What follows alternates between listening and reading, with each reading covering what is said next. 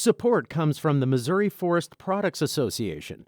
Missouri produces wood pallets, railroad ties, white oak barrels, hardwood floors, and more. Details on the variety of products made in the state are at choosewood.com. From the St. Louis Public Radio Newsroom, this is The Gateway. It's Wednesday, June 17th. I'm Wayne Pratt.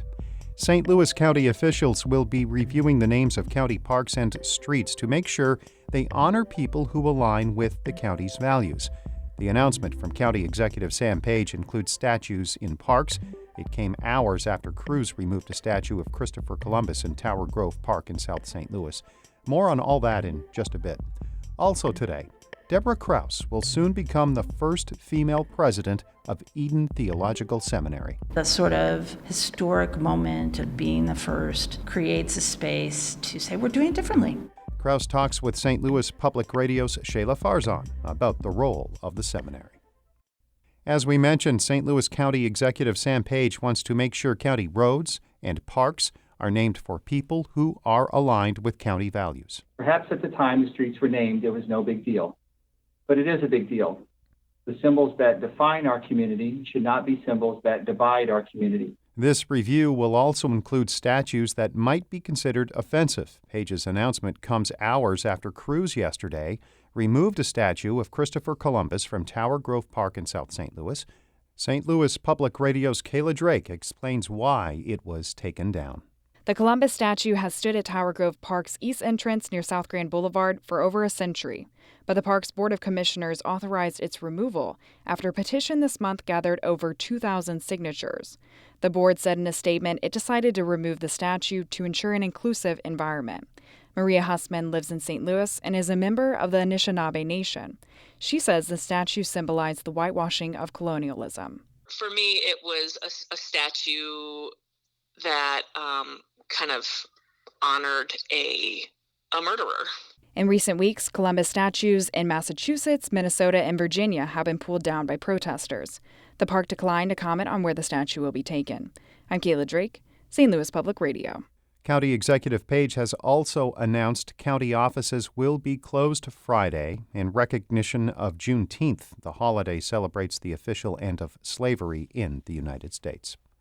A new video shows a fluorescent police officer veered his unmarked SUV to hit a fleeing pedestrian. Jermaine Wooten is one of the attorneys representing the victim. He tells 5 on Your Side the video should be enough evidence to charge the former detective with first-degree assault and armed criminal action. And you can see it was definitely intentional in terms of him striking our client. The victim was hit June 2nd. Officer Joshua Smith was fired from the department June 10th. St. Charles County Prosecutor Tim Lomar is handling the case. He tells 5 on Your Side that he hopes to wrap up the investigation this week. Some nursing homes will soon let families visit residents outside. Missouri health officials are recommending facilities begin allowing visits if no resident has tested positive for the coronavirus in 4 weeks. St. Louis Public Radio's Eli Chen reports. The Missouri Department of Health and Senior Services has released recommendations for nursing homes so they can allow people to visit residents outside or open windows if the resident can't leave their bed. State health officials recommend that facilities wait at least 28 days since the last COVID-19 diagnosis to allow visits, and that no more than 2 people visit a resident at a time. They also advise nursing homes to make sure visitors wash hands, wear face coverings, and stay at least 6 feet apart. More than 250 nursing home residents in Missouri have died from COVID-19, according to the Centers for Medicare and Medicaid. I'm Eli Chen, St. Louis Public Radio.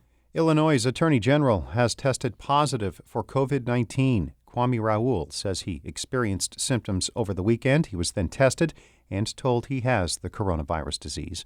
Reporter Sean Crawford says Raoul is self-isolating. The Attorney General says he's working from home and that his symptoms remain mild. He says those who've come in contact with him are being notified. He also says services through his office will continue uninterrupted. Raoul is a prostate cancer survivor. He became Attorney General last year.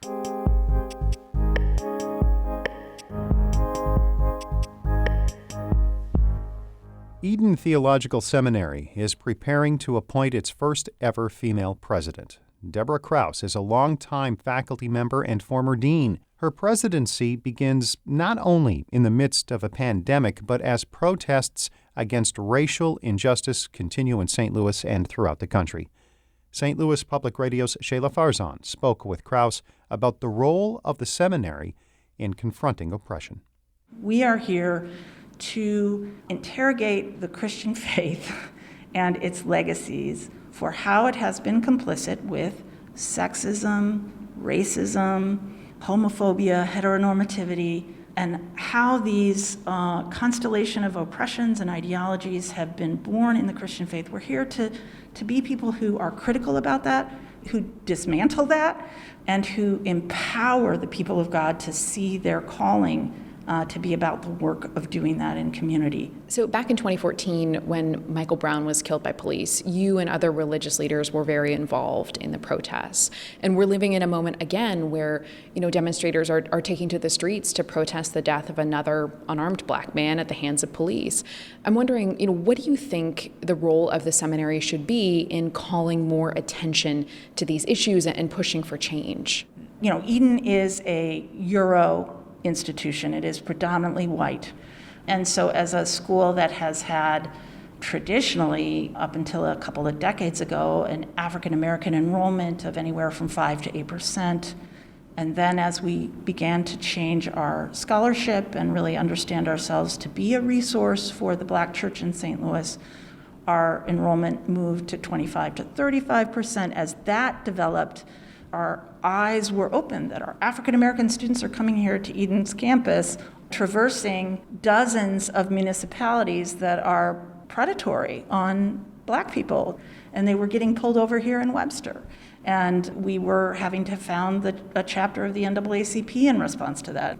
And so we were about that work, but Ferguson focused us. And Ferguson gave our feet the opportunity to move into spaces and make relationships and hear testimony that prioritized in our context in St. Louis the ways in which race and the threat of these systems to Black and brown people are embodied here, and how the church has largely been silent in calling those systems to account and in mobilizing the people of God.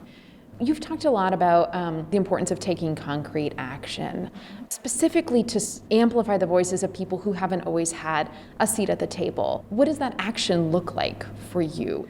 Religious leadership in this time, I think, has the opportunity to enter in these spaces and enter into this dialogue, into this rhetoric, and bring the resources of Christian faith to it. Because for a while, our alumni were looking at us from all around the country and world and saying, oh, look what's happening in Ferguson. But now it's happening in their towns. Now they're into the conversation. Now their bodies are moving into the streets.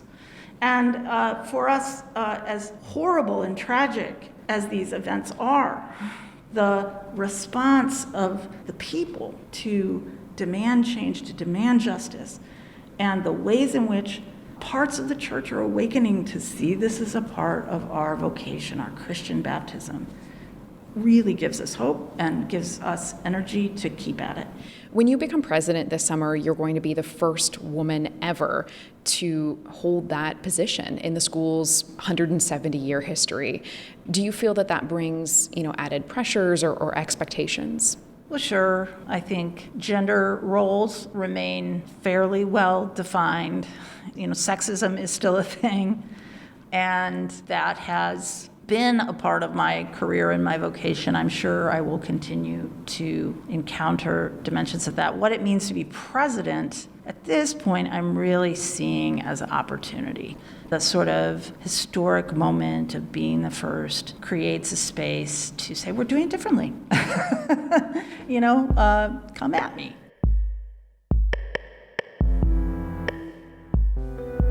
That was the next president of Eden Theological Seminary, Deborah Krause, speaking with St. Louis Public Radio's Shayla Farzan. Our Maria Altman edited that report. Shula Newman is the executive editor of St. Louis Public Radio, music by Ryan McNeely of Adult Fur. I'm Wayne Pratt. From the St. Louis Public Radio newsroom, this has been The Gateway.